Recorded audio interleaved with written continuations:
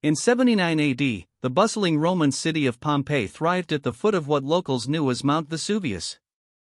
This mountain, near the Bay of Naples in Italy, had long been a part of the landscape, providing fertile soil without showing any signs of its true, destructive nature.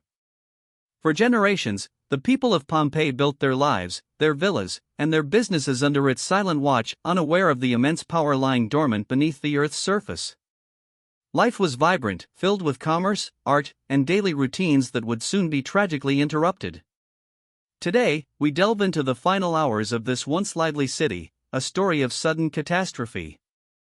The fateful day begins on August 24, 79 AD.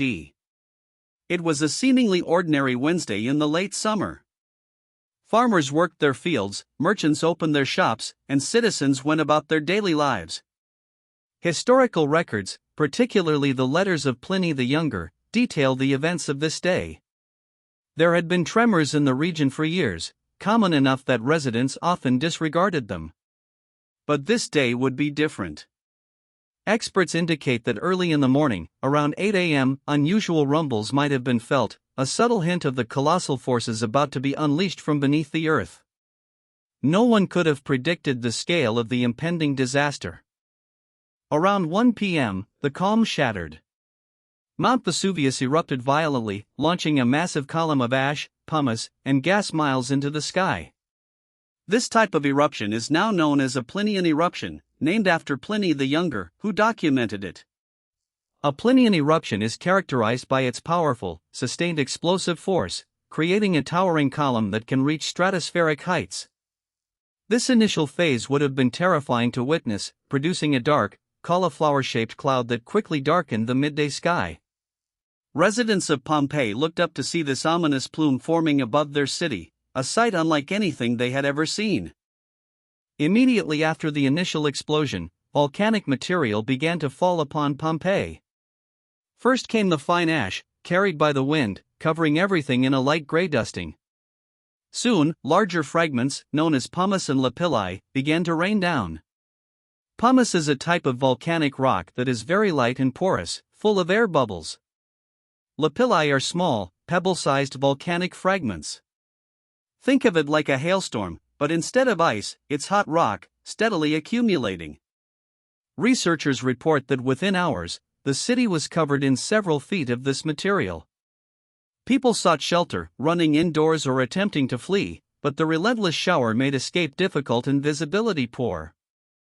As the afternoon wore on, the accumulation of ash and pumice became a critical threat.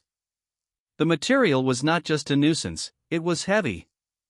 Imagine heavy wet snow, but made of abrasive rock. The weight of this debris began to crush the roofs of buildings. Archaeological evidence shows numerous collapsed structures, trapping people inside. Historians suggest many thought they could simply wait out the eruption, taking refuge in what they believed were secure homes. Unfortunately, the sheer volume and density of the falling material proved too much for the architectural integrity of many Roman buildings, especially the tiled roofs. Escape routes became blocked, further complicating any efforts to leave. By late afternoon, around 5 p.m., the sky over Pompeii was completely dark, even though it was daytime.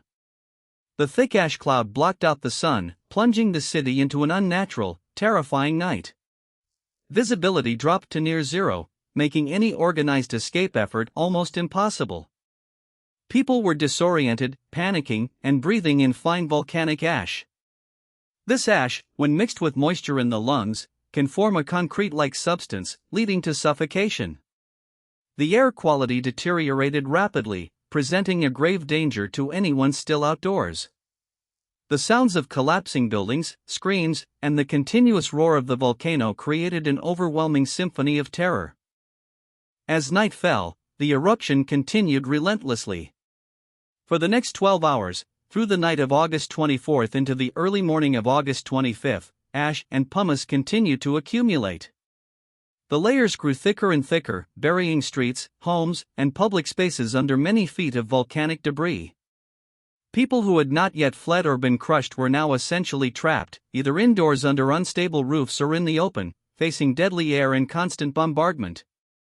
The sheer scale of the falling material transformed the landscape, turning a vibrant city into a monochrome wasteland, steadily entombed. The air temperature would have also dropped significantly, adding cold to the misery. By 7:30 a.m. on August 25, the eruption seemed to be subsiding. The continuous rain of ash and pumice had lessened, and a faint, eerie light began to penetrate the remaining cloud cover. For those who had survived the night, this might have offered a glimmer of hope. Perhaps the worst was over, and they could finally attempt to escape or find rescue. Many people, having spent the night huddled in shelter, may have ventured out, thinking the immediate danger had passed. But this moment of relative calm was tragically deceptive. Vesuvius was far from finished. In fact, its most devastating phase was about to begin, an even more lethal threat. This was merely a pause. Then, around 8 a.m., the first and most devastating of the pyroclastic flows descended upon Pompeii. A pyroclastic flow is a fast-moving current of hot gas and volcanic debris. Think of it like a superheated avalanche, but instead of snow, it's pulverized rock, ash, and gases, moving at incredible speeds. It's incredibly dense and travels down the volcano's slopes. This initial flow surged down the western flank of Vesuvius, directly towards Pompeii.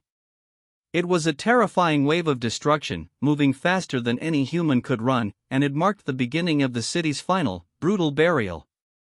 The change from ashfall to flow was swift and absolute. These pyroclastic flows were unimaginably lethal.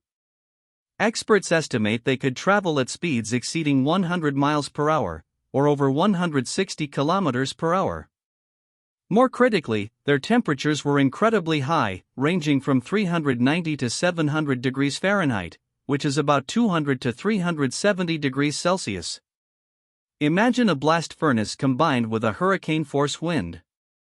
For anyone caught in its path, death would have been instantaneous. The intense heat caused instant rigidity of muscles and skin, and the impact force was immense. This extreme environment meant there was no escape, no time to react. Life was extinguished in a fraction of a second, leaving no chance for survival. The first pyroclastic flow completely engulfed Pompeii. It bypassed the accumulated layers of ash and pumice, sweeping through the city, destroying structures, and entombing inhabitants exactly where they stood or lay. The bodies of victims were vaporized or instantly encased, preserving their final moments. Think of it like being suddenly immersed in molten rock and superheated air. This event was not a slow burial, it was an immediate obliteration.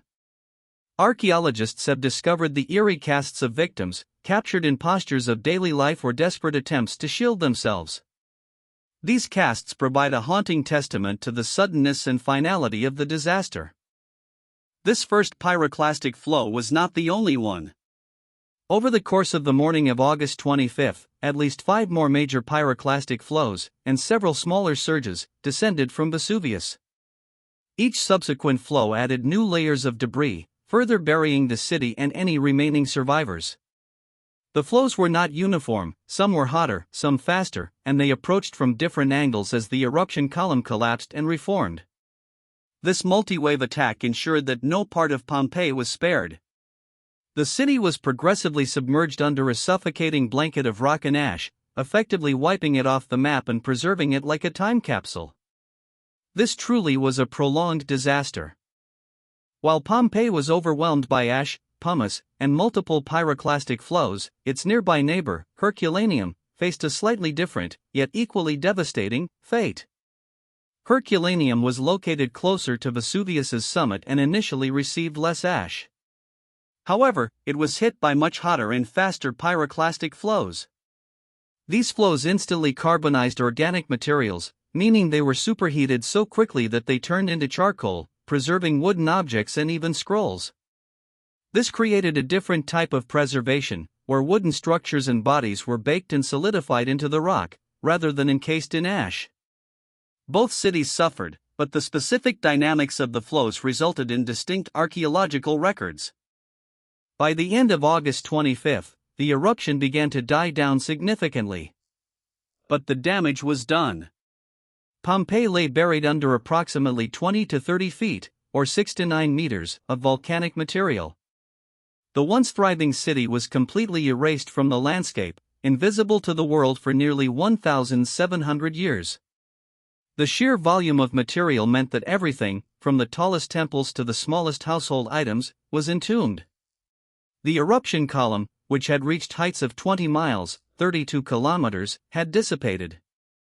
Vesuvius had reshaped the coastline and forever altered the lives of those who witnessed its fury. The event redefined what a natural disaster could be. One of the most striking aspects of Pompeii's rediscovery in the 18th century is the method used to reveal the forms of its victims. Archaeologists discovered hollow spaces in the hardened ash, which were once occupied by bodies that had decomposed. By carefully pouring plaster into these voids, they created plaster casts. These casts capture the exact, final moments of the victims: a mother shielding her child, a dog struggling against its leash, a person covering their face in despair. These aren't bones, they are perfect, haunting imprints. They are not merely archaeological artifacts, they are direct, emotional windows into the final seconds of Pompeii's inhabitants, a unique testament to their sudden fate.